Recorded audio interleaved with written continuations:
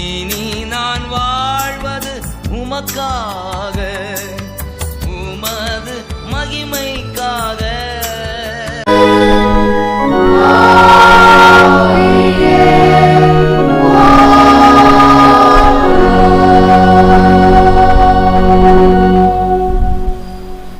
ஆண்டவரே, வருடத்தின் இறுதி ஆராதனையிலே நீங்கள் அழைத்து கொண்டு வந்ததுக்காக நாங்கள் உமக்கு நன்றி சொல்கிறோம்.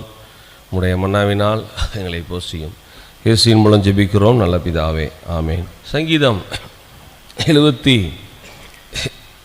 சங்கீதத்தில் 5 வசனம். சங்கீதம் 71 வசனம் 5. கர்த்தராகிய ஆண்டவரே, நீரே என் நோக்கமும் என் சிறு வயது தொடங்கி என் நம்பிக்கையுமாய் இருக்கிறீர். உங்களுடைய வாழ்க்கையின் நோக்கம் என்ன அப்படின்னு ஒவ்வொருத்தரையும் கேட்டால் ஒன்று ஒன்று சொல்லுவாங்க. தயவுசெய்து நல்லா கவனிங்க. நம்ம ஒரு 25 நிமிஷம் இல்லை 30 நிமிஷம் தான் தியானிப்போம். இந்த 2023 கர்த்தர் உங்களை நடத்தி வந்த பாதைகளுக்காக நீங்கள் நன்றி சொல்லிட்டீங்க. ஏறத்தாழ என்ன கொஞ்சம் மணி நேரங்கள் தான் நமக்கு இருக்குது புதிய வருடத்திற்கு.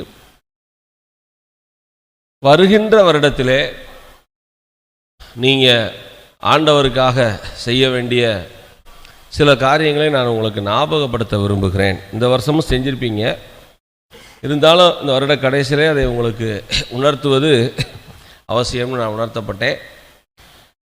உங்கள் வாழ்க்கையின் நோக்கம் 2 இருக்குது. உலக பிரகாரமாக ஒரு நோக்கம் இருக்கும், அது உங்கள் விருப்பம். அதில் நான் ஒன்றும் சொல்ல விரும்பலை. ஒவ்வொருத்தருடைய வாழ்க்கை அமைப்பு, அவங்க குடும்ப அமைப்பு, அவங்களுடைய படிப்பு அமைப்பு, அதை பொறுத்து அவங்கவுங்க வாழ்க்கை நோக்கம் மாறுபடுது.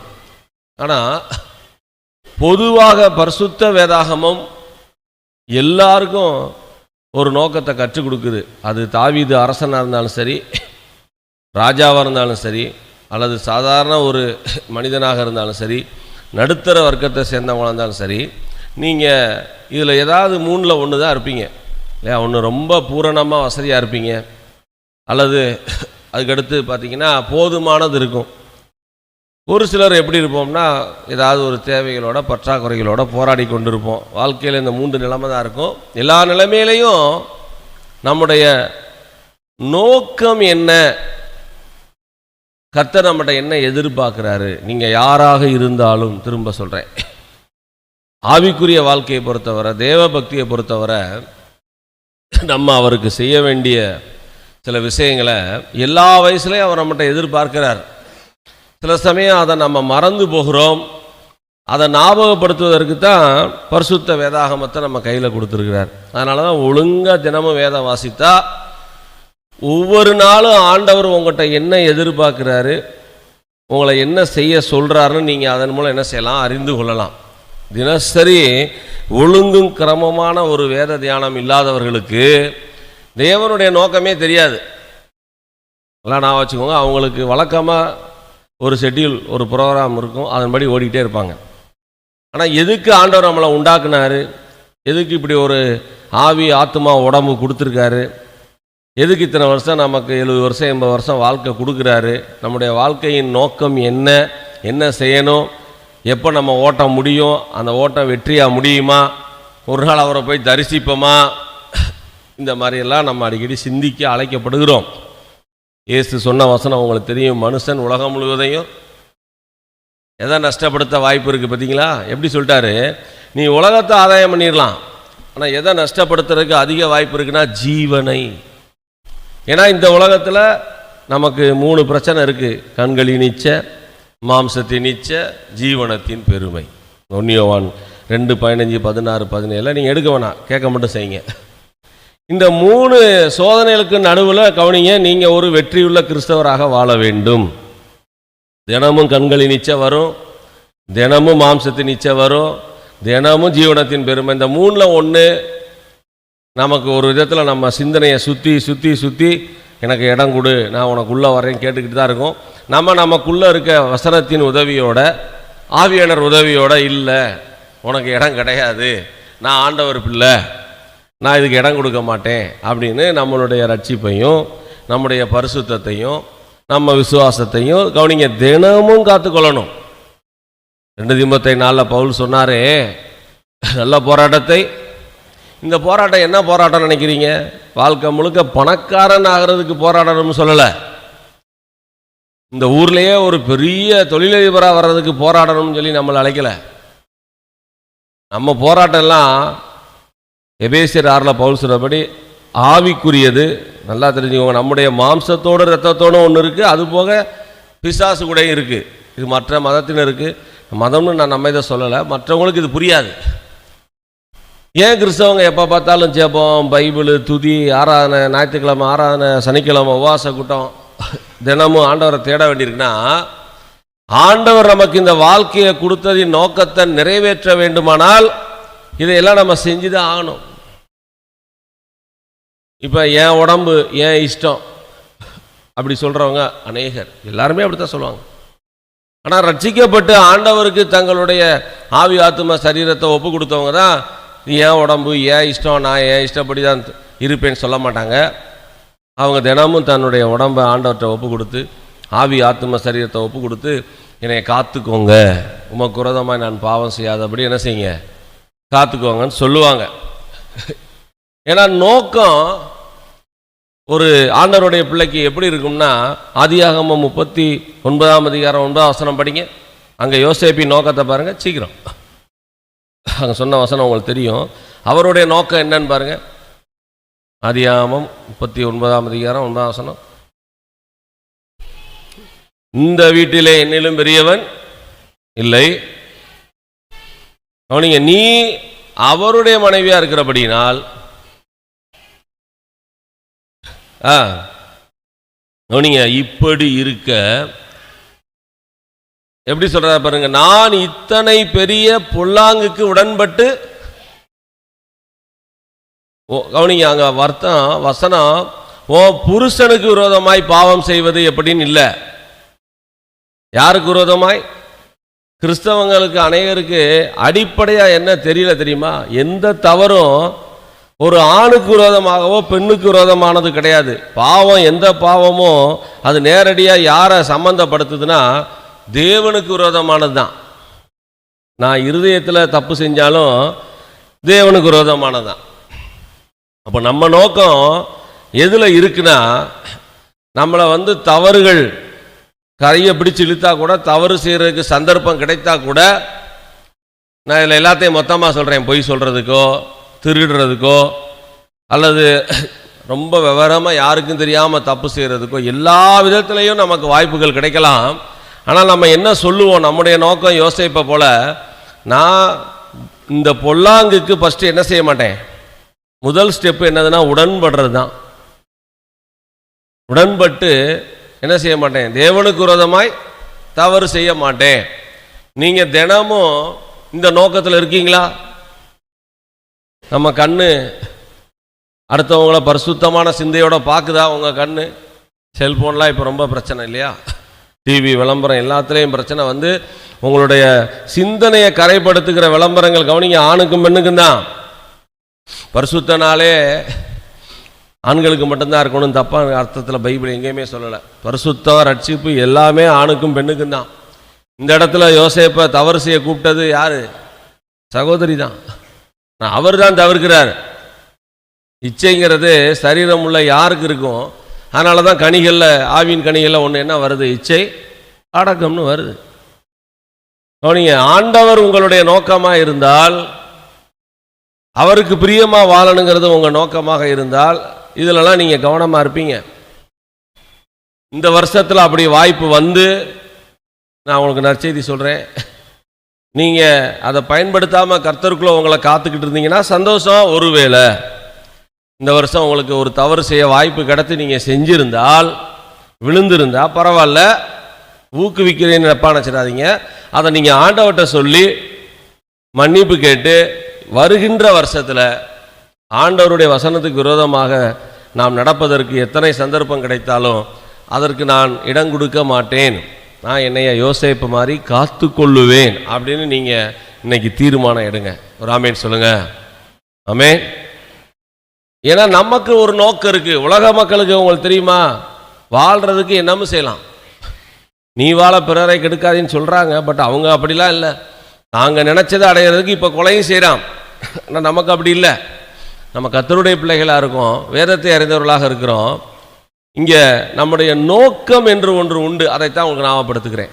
தினமும் கவனிங்க, உங்களுடைய ஆவி ஆத்தும சரீரத்தை நீங்கள் பரிசுத்தமாக காத்து கொள்வது உங்களுடைய பெரிய நோக்கமாக இருக்க வேண்டும்.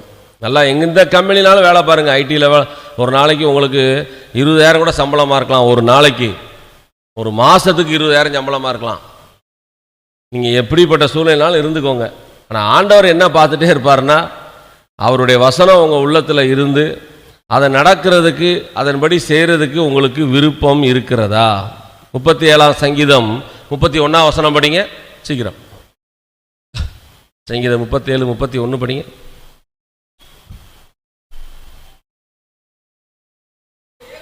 எப்படி போட்டிருக்கு பாருங்க. எனக்கு ரொம்ப பிடிச்ச வசனம். அவனுடைய தேவன், பைபிள்லையே தேவன் அருளிய வேதம்னு இந்த ஒரு இடத்துல இருக்கு. ஒரு அல்லேலூயா சொல்லுங்க. நீங்கள் யாருனாலும் தைரியமாக சொல்லலாம், எங்கள் பைபிள் மனுஷன் அருளினது இல்லைப்பா, அது யார் கொடுத்தது? மற்ற இதை சேர்ந்தவங்களுடைய புஸ்தகங்கள் எல்லாம் மனுஷன் எழுதுனது தான். நீங்கள் தைரியமாக சொல்லலாம். பரிசுத்த வேதாகமம் யார் கொடுத்தது? தேவன் அருளியது. எழுதினவங்க வேணால் விதவிதமான காலத்தில் இருக்கலாம். 1440 வருஷம் ஆட்சின்னு சொல்கிறாங்க முழு பைபிளை உருவாக்குறதுக்கு. ஆனால் ஆவியானவரால் தான் நமக்கு அருளப்பட்டிருக்கு. சரி வாசிங்க. அவனுடைய தேவன் அருளிய வேதம் எங்கே இருக்கு? தலையில் இருக்கக்கூடாது. அம்மா வசன அறிவு போட்டியில் கலந்துக்கிறவர்களே, வசனத்தில் நல்லா பெருகுங்க, நல்லா எல்லா போட்டியிலையும் கலந்துக்கோங்க. ஆனால் வேத அறிவை பெருக்கிறதுக்கு அதெல்லாம் நடத்தலை. வேத வசனத்தின்படி உங்கள் வாழ்க்கை அமைகிறதுக்கு தான் எல்லா சபையிலும் என்ன முயற்சி பண்ணுறாங்க?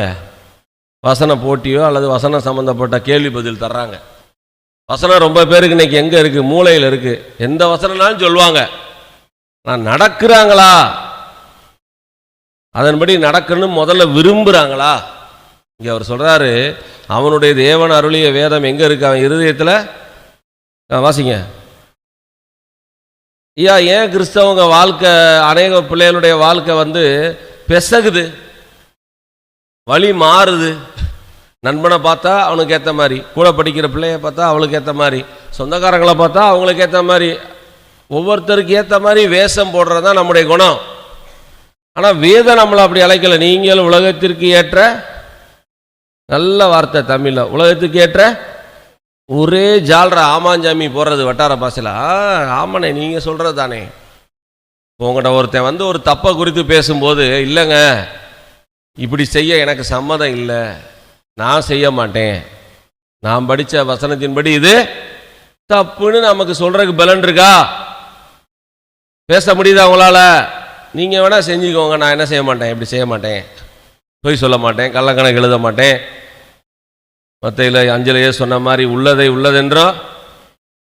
ஆமாம், நாம் அப்படி நோக்கத்துக்கு அழைக்கப்பட்டிருக்கோம். கவனிங்க, கிறிஸ்தவர்களுடைய நோக்கம் பெரிய ஒரு வசதியான வீடு கட்டி மேலே ஒரு சிலுவையை போட்டு காம்பவுண்ட் சுவர் கட்டி நல்லா 2 கார் உள்ளே நின்று, நல்லது, நான் ரொம்ப சந்தோஷப்படுறேன், கர்த்தருடைய பிள்ளைங்க நல்லா இருக்கணும், நான் அதுக்கு எதிரானவன் கிடையாது. இது மட்டும் நோக்கமாக இருந்துடக்கூடாது. தேவனுக்கு பிரியமாக வாழ்கிறதா நம்முடைய நோக்கம். ராமேன் சொல்றீங்க, உமக்கு பிரியமானதை செய்ய எனக்கு கற்றுத்தாரும் தெய்வமே. இதை நீங்க சொல்றீங்களா? இந்த பாட்டை, ஜபத்தை, வசனம் உங்க இருதயத்தில் இருக்கான்னு நான் மறுபடியும் ஞாபகப்படுத்துகிறேன். மூளையில இருந்து பிரயோஜனம் இல்லை. இருதயத்தில் இருந்தால் அது எங்க வரும்? இருதயத்தின் நிறைவினால வாயில வந்துடும். இருதயத்தில் இருக்கிறது நடைமுறையிலே வந்துடும், செயல்லையும் வந்துடும். யோசேப்பு அப்படித்தானே ஜெயிச்சாரு விபச்சாரத்தை. நான் செய்ய மாட்டேன். மற்ற வேலைக்காரன் எப்படியோ, எகிப்தில் இருக்க வேலைக்காரன் எப்படியோ, நான் செய்ய மாட்டேன். நான் எபிரேயரின் தேவனை கும்பிடுறவன். எங்கள் அப்பா எபிரேயர் வம்சத்து தகப்பேன். எங்கள் அப்பா ஆபிரகாம், ஈசாக்கு, யாக்கோபு, எங்கள் முற்பிதாக்கள் ஜீவனுள்ள ஒரே மெய்யான பரிசுத்த தெய்வத்தை கும்பிடுறவங்க. நான் அவங்க சந்ததி. அவருக்கு தன்னுடைய பின்பக்கம் தெரிஞ்சிருந்தது, அவருடைய பேக்ரவுண்டு தெரிஞ்சிருந்தது, அவர் வந்த வழி தெரிந்திருந்தது. இன்னைக்கு தலைமுறை கிறிஸ்தவர்கள் பூர்வ பாதையை மறந்து விட்டார்கள். கிறிஸ்தவங்க யாரு, இந்து யாரு, முஸ்லீம் யாருன்னு இப்ப வித்தியாசமே தெரிலங்க. நான் வருத்தத்தோட சொல்றேன், நடக்க அப்படி இருக்கு. எல்லாம் ஒண்ணுதான்றான். நான் ஜூவிசேஷன் சொல்லும் போது போயா முதல்ல உங்கால திருத்தியான்றான். மனம் திரும்பினா ஆமா நீங்க உங்களால தான் மனம் திரும்ப சொல்லணும். திருட்டு பக்தி, குருட்டு பக்தி, மொரட்டு பக்தின்னு ஒருத்தர் சொல்றாரு. யாரு திருட்டு பக்தினா நம்மளை தான் சொல்றாரு. உங்களை தான் திருட்டு பக்தி ஒரு பேச்சாளர் சொல்றாரு. நீங்க தான் தப்பு பண்ணிட்டு என்ன கேட்டுக்கிறீங்க? நாங்களா தப்பு செஞ்சுட்டு பரிகாரம் தான் தேடுறோம். நீங்க என்ன செய்றீங்க? உங்க ஆண்டவர்கிட்ட போய் திருந்த மாட்டேங்கிறீங்க. ஆனா தப்பு பண்ணிட்டு என்ன மட்டும் கேட்டுக்கிட்டே இருக்கீங்க. நீங்க உங்க ஆண்டவரை ஏமாத்திக்கிட்டு இருக்கீங்கன்ற. நான் சொன்னேன் எல்லாரும் அப்படி இல்லை. 10 தப்பை 8 ஆக்கி, 8 தப்பை 6 ஆக்கி, 6 4 ஆக்கி குறைச்சி தப்பே செய்யாம வாழ்ற கிறிஸ்தவங்க இருக்காங்க நான் நம்புறேன். எத்தனை பேர் ஆமேன்னு சொல்றீங்க? அதுதான் நம்முடைய நோக்கம். யோசேப்பு அப்படி இருந்தாரு. 1 பேதுரு 1ஆம் அதிகாரம் 15ஆம் வசனம் படிங்க. பேதுரு எழுதின முதல் கடிதத்தில் முதல் அதிகாரத்தில் 15ஆம் வசனம் கவனிங்க. உங்க நோக்கம் எப்படி தெளிவா இருக்கு தமிழ்ல. உங்களை அழைச்சிருக்காரா? கவனிங்க. கிறிஸ்தவங்களுக்கு தன்னை அழைச்சது யாருன்னே தெரியல.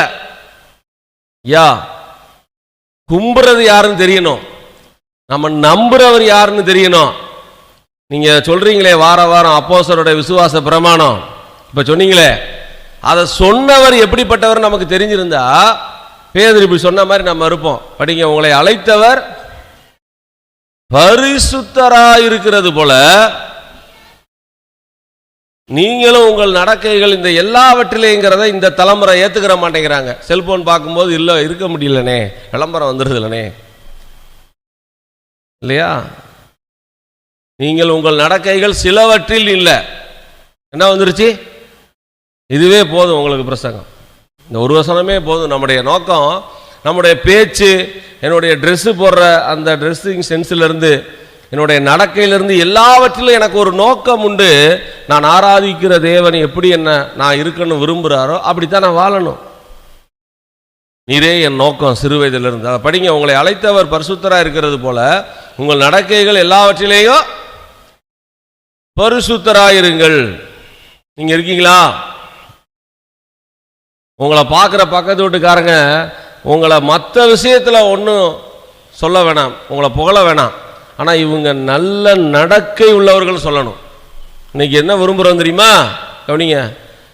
என்ன நாங்கள் 1 லட்ச ரூபா ஆப்பிள் ஃபோன் வாங்கினா அது ஒன்றும் பெருமை இல்லை, அதை ஒரு பகுமானமாக பேசிகிட்டு இருக்காங்க ரொம்ப பேர். வட்டார பாஷையில் சொல்கிறேன். 1 லட்ச ரூபா ஆப்பிள் ஃபோன் வச்சுருந்தா என்ன, அதனால் சோவாட். 1 லட்ச ரூபா ஆப்பிள் ஃபோன் வாங்குறவர்கள் பரவாயில்ல போக முடியாதுன்னு நான் சொல்லலை. ஆனால் 1 லட்சம் ஆப்பிள் ஃபோன் வாங்குறவர்கள் பாக்கியவான்கள் ஒன்று இயேசு சொல்லலையே. நீங்கள் வாசிக்கிட்ட வேத பாடத்தில் பெருமை வசதியை வச்சு பெருமையாக நினைக்காதீங்க. ஆண்டவர் அழகு கொடுத்தாரு, அறிவு கொடுத்தாரு, உடம்பு கொடுத்துருக்காரு, எல்லாம் எது கொடுத்துருக்காரு? அவருக்காக வாழ தான் கொடுத்துருக்காரு. எத்தனை பேர் ஆமேன்னு சொல்றீங்க?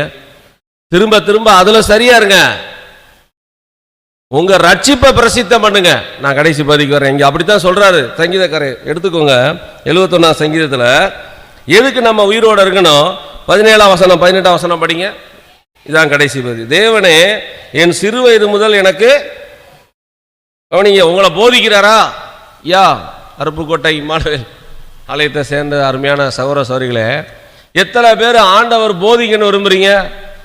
ரொம்ப பேருக்கு கவனிங்க, போதனையே பிடிக்கிறது இல்லை. பாட்டா பாடிக்கிட்டே இருக்கலாம், எவ்வளவு நேரம் பாட சொல்லுங்க பாடுவாங்க. ஆனால் கண்டிச்சு உணர்த்துற வசனங்களையோ சீர்திருத்துற வசனங்களையோ ஒப்பு கொடுக்குற வசனங்களையோ கேட்கறதுக்கு என்ன இல்லை? இந்த டெய்லி வாக்கு தத்தம் போடுற எனக்கு தெரிஞ்சவங்கலாம் சொல்லுவேன், டெய்லி ஒரு கண்டிஷன் வசனம் போடுங்க, ஏன்னா போட மாட்டேங்கிறாங்க. அது கசக்குது. வாக்கு தத்தம் நிபந்தனை நிறைவேற்றாம பழிக்காதியா? எத்தனை வருஷம் எத்தனை வாக்கு தத்தம் சொன்னாலும் எத்தனை ராமேன்னு சொல்றீங்க? நிபந்தனை இல்லாமல் எந்த வாக்கு தத்தமும் என் பைபிளில் இல்லை. உங்கள் பைபிள் எப்படி இருக்குன்னு தெரியல. நீ எப்படினாலும் வாழ்ந்துக்கோ, உன்னை அப்படி செய்வேன் இப்படி செய்வேன்னு சொல்ல மாட்டார். நீ இப்படி தான் வாழணும், இப்படி வாழ்ந்தா உனக்கு நான் இதை செய்வேன். இப்போ படிங்க. தேவனே என் சிறு வயது முதல் எனக்கு போதித்து வந்தீர், இதுவரைக்கும் இந்த அதிசயங்களை அறிவித்து வந்தேன். இப்பொழுதும் தேவனே இந்த சந்ததிக்கு உமது வல்லமையையும் வரப்போகிற யாவருக்கும் பராக்கிரமத்தையும் கவனிங்க, இங்கே ஒரு நோக்கம், இதான் கடைசி நோக்கம், இதை சொல்லி ஜெபம் பண்ணுறேன் நான். உங்களுக்கு ஆண்டவருக்கு உங்களுக்கு நல்ல உறவு இருந்து நீங்கள் சின்ன வயசுலேருந்து அவரை நல்லா பின்பற்றி வந்தீங்கன்னா நீங்கள் என்ன ஆசைப்படுவீங்க தெரியுமா? நீங்கள் முதல்ல பரிசுத்தமாக வாழ்ந்து உங்கள் காலத்தில் வாழ்கிற தலைமுறைக்கும் முடிஞ்சால் உங்கள் கண்ணு முன்னாலே வரப்போகிற அடுத்த தலைமுறை, அதாவது பேரப்பிள்ளைகளுக்கும் என்ன சொல்வீங்க? கர்த்தரை பற்றி சொல்வீங்க. ஒரு இல்லையா சொல்லுங்க. கர்த்தருடைய பிரமாணங்களை பேசணும். கர்த்தருடைய வழிகளை சொல்றீங்களா? 3 பக்கமும் வெளியே சைடில் நடுவில் இருக்கிற தாய்மார்களே, சகோதர சகோதரிகளே, உங்களுக்கு ஒரு வேலை இருக்கு. தோல் வேணா சுருங்கட்டும், வயசாகும் போது தோல் சுருங்கலாம், தப்பு இல்லை, அது படைப்புல எதார்த்தம். முகம் சுருங்கலாம், ஆனா ஆத்துமா இளமையா தான் இருக்கு. எத்தனை பேர் ஆமேன்னு சொல்றீங்க? உங்க ஆத்துமா ஒரு நாள் முதுமை அடையாது. உடம்புக்கு தான் ஆண்டவர் முதுமையும் மரணம் வச்சாரு. அதனாலதான் நம்ம ஆத்துமாவில் என்ன செய்யலாம்? நாளுக்கு நாள் பலன் அடையலாம். நீங்க எப்படி மாறலாம்? இயேசுவை போலவே மாறலாம். இதை சொல்லி முடிக்க விரும்புகிறேன்.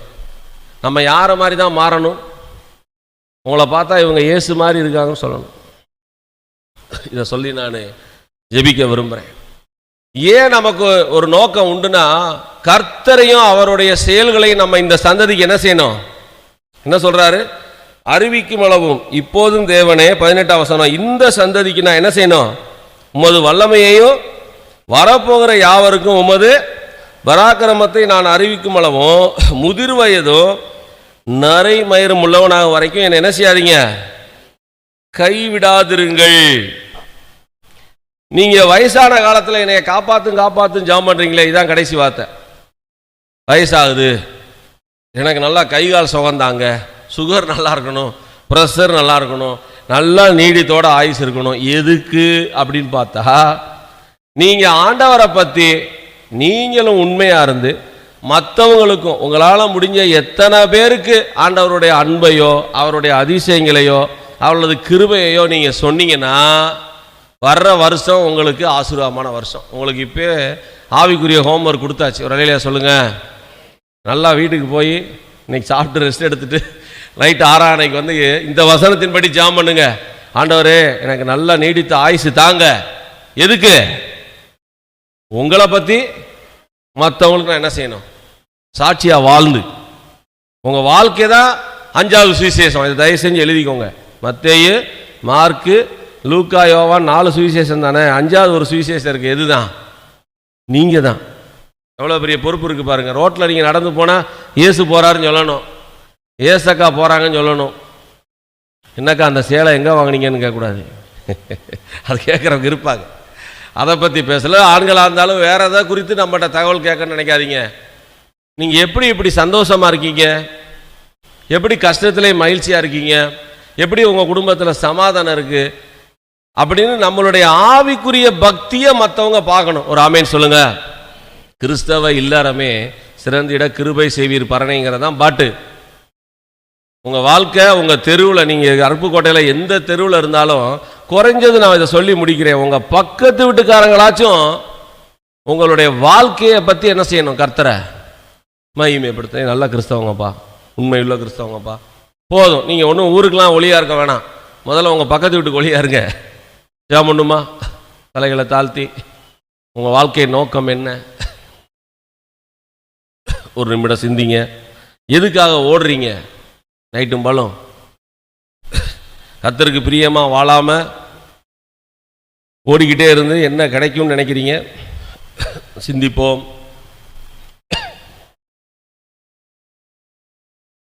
ஆண்டவரே, நான் உமக்கு உண்மையாக வாழ இந்த தலைமுறைக்கும் வரப்போகிற சந்ததிக்கும் கர்த்தர் தான் தேவன். அவருடைய வழிகளில் நடந்தா இந்த உலகத்திலையும் வரும் உலகத்திலையும் பரலோகத்திலையும் மகிழ்ச்சியாக இருக்கலாம்னு சொல்றதுக்கு தான் நமக்கு இந்த வாழ்க்கை கொடுத்துருக்காரு. யோசிச்சு பாருங்க. வருஷம் வருது போகுது, எப்படி இருக்கீங்க? உலக பிரகாரமான குறைகளை கர்த்தர் உங்களுக்கு நிறைவேற்றுவார். அருமையான சபையாரே, பயப்படாதீங்க. ஒரு நாள் நீங்கள் கஷ்டத்திலே இருந்துட மாட்டீங்க. கர்த்தர் உங்களை உயர்த்துவார். நீங்கள் உண்மையாக இருக்க இருக்க நீங்கள் பூரணம் அடைவீங்க. ஆனால் ஆவிக்குரிய வாழ்க்கை எப்படி இருக்குன்னு யோசிச்சுக்கோங்க. எவ்வளோ நேரம் ஜெபம் பண்ணுறீங்க? எவ்வளோ நேரம் பைபிள் படிக்கிறீங்க? எவ்வளோ நேரம் ஆண்டவருக்காக நீங்கள் நேரம் செலவிடுகிறீர்கள், அதுதான் உங்கள் நோக்கத்தை தீர்மானம் பண்ணும். சொல்லுங்க, ஆண்டவரே என் நடக்கை எல்லாம் பரிசுத்தமாக இருக்கணும்னு சொல்லுங்க. அந்த ஒப்பு கொடுத்தல தான் இருக்குது. கிறிஸ்தவ வாழ்க்கை வெளி அடையாளத்தில் கிடையாது, இருதயத்தில் இருக்குது. உங்கள் இருதயம் பரிசுத்தத்தை விரும்புதா? கர்த்தருக்கு பிரியமாக வாழ்கிறதா நோக்கமாக வச்சுருக்கீங்களா? என் ஓட்டத்தை வெற்றியோடு ஓடி முடிக்கணும், எனக்குன்னு வச்சுருக்க ஜீவ கிரீடத்தை நான் பெறணும். மறந்துடாதீங்க, காலம் கடைசி ஆகிட்டே இருக்கு. எல்லா நாளும் இப்படியே இருக்குன்னு சொல்ல முடியாது உலகத்துக்கு. ப்ரிப்பேர் டு மீட் யுவர் காட்னு நம்ம வாசிக்கிறோம். தேவனை சந்திக்க நீங்கள் ஆயத்தப்படுறீங்களா? கிருபை செய்யும் கேளுங்க. ஒவ்வொரு நாளும் ஆண்டவரை தேடுங்க. துணை வேண்டும் தகப்பனே உலகிலே, என்னை எதிர்க்கும் சக்திகள் பல உண்டே. துணை வேண்டும் தகப்பனே உலகிலே, என்னை எதிர்க்கும். உள்ளத்தின் ஆழத்திலிருந்து பாடுவோமா? என் ஜீவன் இல்லை எங்கிலும் பரிசுத்தம், என் ஜீவன் இல்லை எங்கிலும் பரிசுத்தம் எழுதும். பரிசுத்தர் கூட்டம் நடுவில் ஜோலி தேடும் சுத்த ஜோதியே அரூபியே, அடியார் நெஞ்சம் வாரீரோ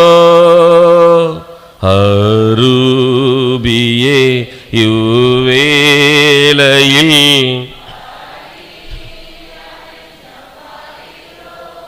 இப்போ நீங்களும் சொல்லுங்க, ஆண்டவரே சிறு வயது முதல் நீங்கள் தான் என் நம்பிக்கை. இந்த அனுபவம் சொல்லுங்க ஆண்டவர்கிட்ட, நீங்கள் தான் என்னுடைய நோக்கம். நீங்கள் கொடுத்த இந்த ஆவி ஆத்தும சரீரத்தை உம்முடைய நோக்கத்தை நிறைவேற்ற நான் திரும்பவும் ஒப்பு கொடுக்குறேன். நீங்கள் சிறு பிள்ளையாக இருக்கலாம், வாலிபராக இருக்கலாம், நடு வயசாக இருக்கலாம், முதிர் வயசாக இருக்கலாம். ஆனால் நீங்கள் தாராளமாக இந்த ஜெபம் பண்ணலாம். நான் உம்மை அறிவிப்பேன், உம்முடைய அதிசயங்களை விவரிப்பேன். பாடுங்க, இரவும் பகலும் பாடுங்க வீட்டில். நல்ல பிதாவே, உம்முடைய குமாரனாகிய இயேசுவின் மூலம் நீர் எங்களுக்கு கொடுத்த இந்த ரட்சிப்புக்காக, தூய் ஆவியானவர் மூலம் நீர் எங்களுக்கு தருகிற நல்ல ஆலோசனைகளுக்காக நாங்கள் நன்றி சொல்லுகிறோம்.